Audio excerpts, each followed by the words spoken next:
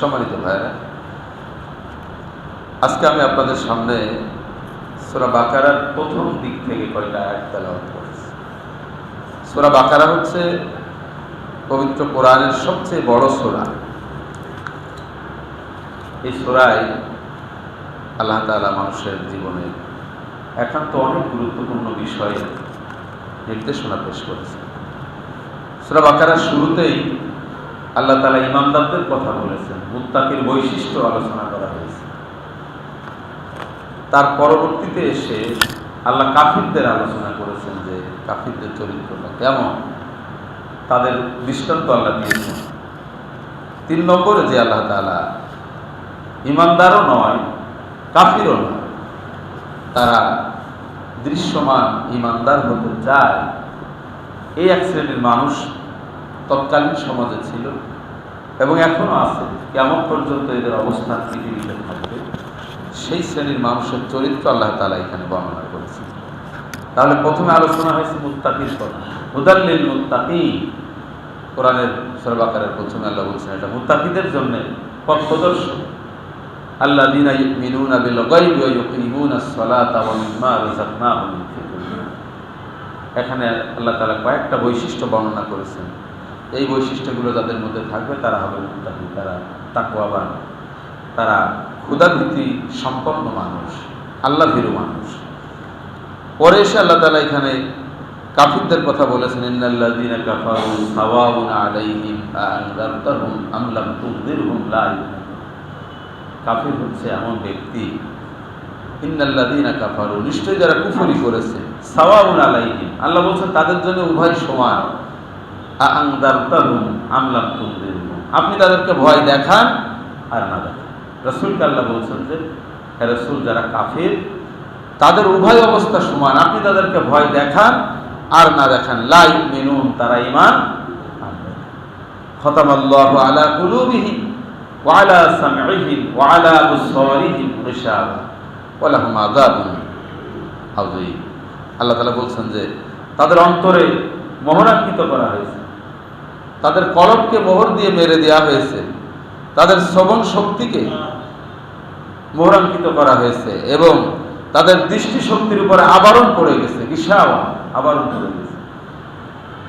আর তাদের জন্য রয়েছে যন্ত্রণাদায়ক মহাশাস্তির ব্যবস্থা। এটা গেল কাফিরদের কথা। 7 নম্বর আয়াত পর্যন্ত হয়ে গেল। 8 নম্বর আয়াত থেকে আমি আজকে তেলাওয়াত করেছি। আল্লাহ তাআলা এখানে বলছেন, ওয়া মিনান নাসি মান ইয়াকুলু আমান্না বিল্লাহ।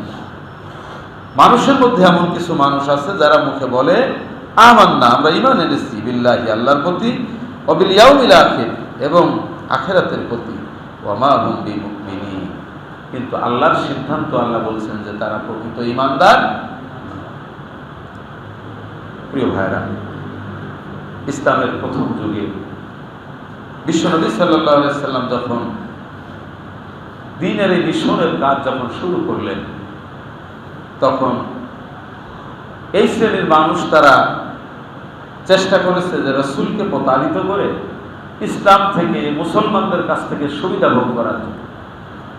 তারা একদিকে যখন মুসলমানদের সাথে দেখা সাক্ষাৎ হতো, তখন তারা মুসলমান সেজেই কথা বলতো যে না, আমরা ঈমান এনেছি, আমরা তো তোমাদের সাথে আছি। আবার যখন তাদের ভিন্ন প্রক্রিয়ায় অন্যদের সাথে দেখা হতো, তখন তাদের বলতো যে না, আমরা তো আসলে তোমাদের সাথে আছি। আলোচনা এখানে শেষ না, এরপরে কিন্তু আরো বিস্তারিত আলোচনা এই মুনাফিকদের ব্যাপারে আছে। প্রিয় ভাইরা, হযরত আব্দুল্লাহ ইবনে আব্বাস রাদিয়াল্লাহু তাআলা আনহু বলছেন, আব্দুল্লাহ ইবনে উবাই ইবনে সলুল এবং মাতার ইবনে কুসাই, দুইজন মুনাফিক নেতা, এরা ইসলাম গ্রহণ করেছে। এরা রাসূলের সাথে সালাত আদায় করেছে, রাসূলের পিছনে আব্দুল্লাহ ইবনে উবাই। এরপরে দ্বীনের হুকুম আহকাম পালন করার চেষ্টা করেছে, রাসূলের সাথে এক বৈঠকে, এক মজলিসে খানা খেয়েছে, বক্তব্য শুনেছে। কিন্তু যখন আব্দুল্লাহ ইবনে উবাই যখন মারা গেছে, তার জানাজায় যখন তার ছেলে এসে বিশ্বনবীকে বললেন, ইয়া রাসূলুল্লাহ, আমার আব্বা মারা গেছেন, আপনার একটা জুব্বা দেন তার দাফন দেওয়ার জন্য, এই কাফন দেওয়ার জন্য। আল্লাহ নবী কিন্তু অত্যন্ত নরম হৃদয়ের অধিকারী ছিলেন। তিনি পিছনের কথাগুলো ভুলে গিয়ে পিছনের কথা, অর্থাৎ আব্দুল্লাহ ইবনে উবাই কিন্তু রাসূলের নেতৃত্বে জিহাদের ময়দানে অংশগ্রহণ করেন। উহুদের যুদ্ধে বিশ্বনবী যখন রওনা করেছেন, প্রতিমধ্যে কিন্তু আব্দুল্লাহ ইবনে উবাইয়ের নেতৃত্বে কিছু সৈন্য নিয়ে সে কিন্তু পিছন থেকে ভেঙে এসেছে। অর্থাৎ বিশ্বনবীর নেতৃত্বকে সে মনের থেকে মেনে নিতে পারে। আপনি যে ইমামের পিছনে সালাত আদায় করেন, শুধুমাত্র সালাতের ইমাম যদি তাকে মানেন আর তার নেতৃত্ব দুনিয়ার কোনো কাজে যদি আপনি না মানেন, তাহলে কিন্তু সমস্যাই নেই। নেতৃত্ব মানতে হলে নেতা যাকে মানবেন তাকে আখিরাতের নেতাও মানতে হবে, দুনিয়ার নেতাও। এখন বলবেন যে ভাই আখিরাতের নেতা কেমনে মানবো, তার মধ্যে তো আখিরাতের কাজ করবে না, সে তো আপনার নেতা হতে পারবে না। দেখেন কত কঠিন কথা এখানে। আমি শেষের দিকে গিয়ে ইনশাআল্লাহ চেষ্টা করব এই মুনাফিকদের ব্যাপারে আল্লাহ তাআলা তার রাসূলকে কেমন সুরে কথা বলে শেখাই দিয়েছে। আব্দুল্লাহ ইবনে উবাইয়ের কথা বলছিলাম। হযরত আলী রাদিয়াল্লাহু তাআলা আনহু এই আব্দুল্লাহ ইবনে উবাইকে লক্ষ্য করে তিনি বললেন যে, আব্দুল্লাহ ইবনে উবাই, তুমি তোমার এই মুনাফিকি ছাড়ো, তুমি যে কপটতা অবলম্বন করো, দ্বিমুখী ভাব দেখাও, এখানে একরকম বলো আরেক জায়গায় আরেক রকম বলো, এটা ছাড়ো। কারণ এটা দিয়ে তোমার দুনিয়ার জীবন যেমন ব্যর্থ হবে, আখিরাতের জীবনের সফলতারও কোনো সম্ভাবনা। তিনি বললেন, তোমার মধ্যে যে কুফরি আছে এটাকে বাদ দাও।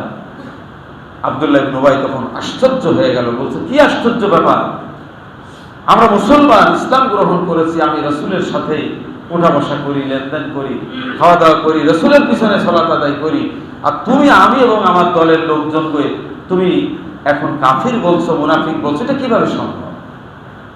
প্রিয় ভাইরা, আল্লাহ সুবহানাহু ওয়া তাআলা তখন কোরআন সূরা বাকারার আয়াতটা নাযিল করে বিশ্বনবীকে জানাই দিলেন, ওয়ামিনান নাসি মান ইয়াকুলু আমান্না বিল্লাহ। হে রাসূল, দুনিয়ায় এক শ্রেণীর মানুষ থাকবে যারা মুখে বলবে আমান্না বিল্লাহ, আমরা আল্লাহর উপর ঈমান এনেছি, ওয়া বিল ইয়াউমিল আখির, আখিরাতকেও বিশ্বাস করবে, ওয়া হুম বিমুমিনিন, ওয়া হুম বিমুমিনিন, কিন্তু তারা প্রকৃত ঈমানদার। রাসূলকে আল্লাহ জানেন। এরপর আল্লাহ বলছেন, ইখাদিউনা আল্লাহ ওয়াল্লাযীনা আমানু, ইখাদিউন, তারা প্রতারণা করে। আল্লাহ মানে আল্লাহর সাথে, ইখাদিউনা আল্লাহ ওয়াল্লাযীনা আমানু, আর যারা ঈমান এনেছে তাদের সাথে, অর্থাৎ মুমিনদের সাথে আর আল্লাহর সাথে তারা প্রতারণা করে। আল্লাহ তাআলা বলছেন, ওমা ইয়াখদাউনা ইল্লা আনফুসাহুম, কিন্তু তারা প্রতারণা নিজেদের ব্যতীত অন্য কারোর সাথে করতে পারে না। আচ্ছা বলেন, বান্দা কোনোদিন আল্লাহর সাথে প্রতারণা করে পারবে? কেমনে পারবে? আপনার আমার মনের মধ্যে কি আছে সেটা কে জানেন? আমরা একজন আর একজনের মনের খবর কিন্তু, স্বামী তার স্ত্রীর মনের খবর রাখে না, স্ত্রী তার স্বামীর মনের খবর রাখে না। অন্তরে আমি কি অনুভব করছি, কি প্ল্যান পরিকল্পনা আমি করতেছি মনে মনে, এটা দুনিয়ার কোনো মানুষ জানে না। জানে কে? সুতরাং সে আল্লাহর সাথে প্রতারণা করা এটা তো সম্ভব না। এজন্য আল্লাহ বলছেন, ওমা ইয়াখদাউনা ইল্লা আনফুসাহুম, নিজেদের ব্যতীত তারা অন্য কারোর সাথে প্রতারণা করতে পারে। প্রিয় ভাইরা, এই মুনাফিকদের ব্যাপারে আল্লাহ তাআলার হাবিব বলছেন, যারা মুখে ঈমান এনেছি বলে অন্তরে তাদের সারা অন্তর মন ভরা, তাদের হৃদয় ভরে আছে কুফরিতে, এরা আসলে ইসলামকে ব্যবহার করে নিজেদের স্বার্থ হাসিল করতে চায়। ওরা বুঝে যে এই জনপদের মানুষ অধিকাংশ মুসলমান, এখন এই জনপদে যদি আমাকে কোনো ব্যাপারে সাকসেসফুল হতে হয়, তাহলে মুসলমানদের বিরুদ্ধে গিয়ে, মুসলমানদের বিপক্ষে অবস্থান নিয়ে এখানে কামিয়াব হওয়াটা কঠিন। সুতরাং এখানে পলিসি অ্যাপ্লাই করে মুসলমানদের অন্তরে, মুসলমানদের সাথে প্রতারণা করে, তাদের সাথে এই দ্বিমুখী আচরণ করে যদি আমি মুসলমান সাজতে পারি, তাহলে মুসলমানদের নেতা হতে পারি, আর এই দিয়ে দুনিয়ার জীবনে আমার সফলতা অর্জন করা সম্ভব। প্রিয় ভাইরা, পালা নবী সাল্লাল্লাহু আলাইহি সাল্লাম এই শ্রেণীর মানুষের ব্যাপারে বিশ্বনবী বলছেন, আয়াতুল মুনাফিকি সালাস, মুনাফিক তোমরা চিনবে তিনটা চিহ্ন দেখে। ইজা হাদ্দাসা কাযাবা, মুনাফিক যখন কথা বলে তখন মিথ্যা কথা বলে। কি করে? মিথ্যা কথা বলে। ওয়াইদা ওয়াদা আখলাফা, যখন সে ওয়াদা করে সে ওয়াদা ঠিক রাখে না, ওয়াদা খিলাফ করে। ওয়াইদা তুমিনা খানা, আর যখন তার কাছে কোনো আমানত রাখা হয় সে আমানতের খেয়ানত করে। অন্য হাদিসে 4টা কারণ বলা হয়েছে। আরেকটা হচ্ছে যখন সে কথা বলে রেগে যায় তখন সে অশ্লীল ভাষা ব্যবহার করে। অশ্লীল ভাষা বুঝেন তো? অশ্লীল ভাষা। প্রিয় ভাইরা, এই বৈশিষ্ট্য যাদের মধ্যে আছে এরা হচ্ছে মুনাফিক। আর মুনাফিকদের এই যে ধোঁকা, তারা নিজেদের ছাড়া অন্য কারোর সাথে ধোঁকা দিতে পারে না। সূরা নিসার 142 নম্বর আয়াতে আল্লাহ বলছেন, ইউখাদিউনাল্লাহ ওয়া হুয়া খাদিউহুম, তারা আল্লাহকে ধোঁকা দিতে চায় কিন্তু খাদিউহুম, তারা নিজেদেরকেই ধোঁকা দেয়। সূরা নিসার 142 নম্বর আয়াতে আল্লাহ তাআলা এই কথা বলেছেন।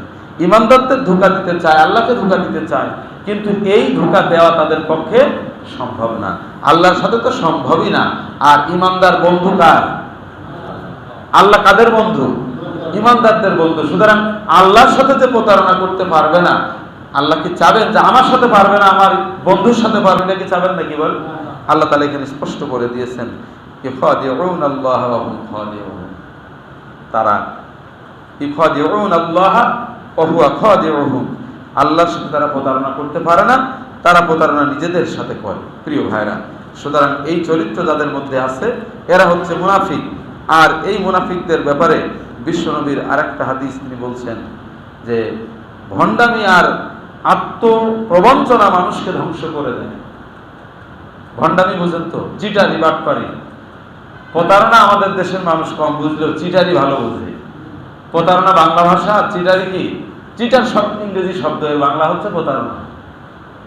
এখন চিটার হচ্ছে প্রতারক আর চিটারি হচ্ছে প্রতারণা।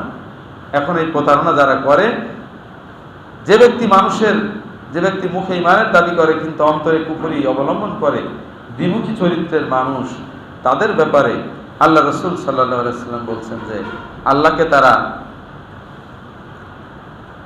যে প্রতারণা করতে চায় আল্লাহর সাথে, ঈমানদারদের সাথে, সেটা তো পারে না, শেষ পর্যন্ত নিজেকে ধ্বংস করে ফেলে। কি করে? ক্বালা রাসূলুল্লাহ সাল্লাল্লাহু আলাইহি ওয়াসাল্লাম, রাসূলুল্লাহ সাল্লাল্লাহু আলাইহি ওয়াসাল্লাম বলছেন, তাজিদুনা শাররান নাসি যাল ওয়াজহাইন, তোমরা দেখবে সবচেয়ে নিকৃষ্ট মানুষ সেই ব্যক্তি যার দুটি মুখ রয়েছে। তাজিদুনা, তোমরা পাবে, শাররান নাসি, অধিকাংশ মানুষ, জাল ওয়াজহাইনি, অজহুন মানে মুখ, ওয়াজহাইনি মানে দুইটা মুখ। আচ্ছা, একজন মানুষের মুখ কয়টা ভাই? একটা মুখ। কিন্তু রাসূল বলছেন মুনাফিক যারা হবে তাদের মুখ কয়টা হবে? বিশ্বনবী বলছেন, আল্লাযী ইয়াতি হাউলাই বিওয়াজহি ওয়া হাউলাই বিওয়াজহি, তারা যখন একজনের কাছে আসে এসে এক মুখে কথা বলে, আরেকজনের কাছে যখন যায় অন্য মুখে কথা বলে। আসলে এটা কথাটা এরকম যে তার দুইটা মুখ দৃশ্যমান। প্রত্যেকটা মানুষের মুখ দৃশ্যমান একটা, কিন্তু মুনাফিকদের একই মুখে দুইটা ব্যবহার তারা করে। যে মুখে আল্লাহকে ডাকে, আবার ওই মুখে আল্লাহর বিরুদ্ধাচারণও